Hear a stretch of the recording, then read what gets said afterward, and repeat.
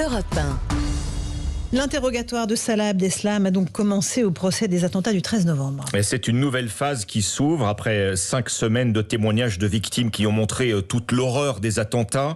Loin des provocations des premiers jours du procès, Gladys Lafitte, vous avez entendu Abdeslam raconter son parcours avec beaucoup de décontraction. Ah oui, Salah Abdeslam est très à l'aise à la barre et le président semble prendre des précautions dans ses questions pour ne pas le braquer. Contrairement au premier jour, l'accusé parle de ses parents, décrit sa mère, femme au foyer, et son père, conducteur de tram. De son enfance, il dira qu'elle est très simple. Au sein d'une fratrie de 5 où régnait une bonne ambiance. Brahim, l'un des tireurs des terrasses, était son frère préféré.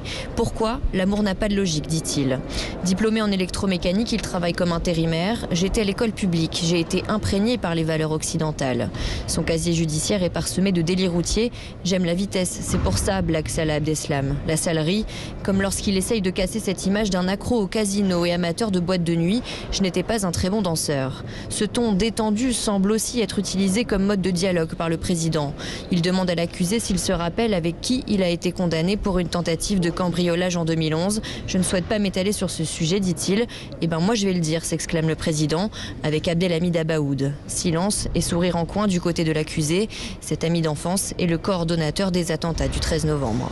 Gladys, vous avez rencontré cet après-midi Arthur Desnouveaux, le président de l'association de victimes Life for Paris, qui ne veut pas être dupe de ce nouveau visage montré par Abdeslam. On sent qu'il a un discours très lisse et très calme et qu'il a sûrement réussi à être bien briefé par ses avocats et qu'il a adhéré à la ligne qu'ils ont voulu lui faire suivre. Ce qu'on entend là, c'est quelque chose qui est plus facilement préparable où il n'y a pas d'émotion. Finalement, ils savent exactement sur quoi ils vont être interrogés, ils savent exactement sur quoi ils vont être confrontés. On sait qu'en janvier, il peut jaillir d'autres choses. On sait que parmi les gens qui vont parler à la barre, il y a leur famille. On espère que ça puisse provoquer des réactions qui soient un peu différentes et moins aseptisées. Mais c'est toujours difficile de prévoir quoi que ce soit dans ce genre de procès, de toute façon. Arthur Desnouveaux, président de l'association Life for Paris à la Cour d'assises spéciale de Paris.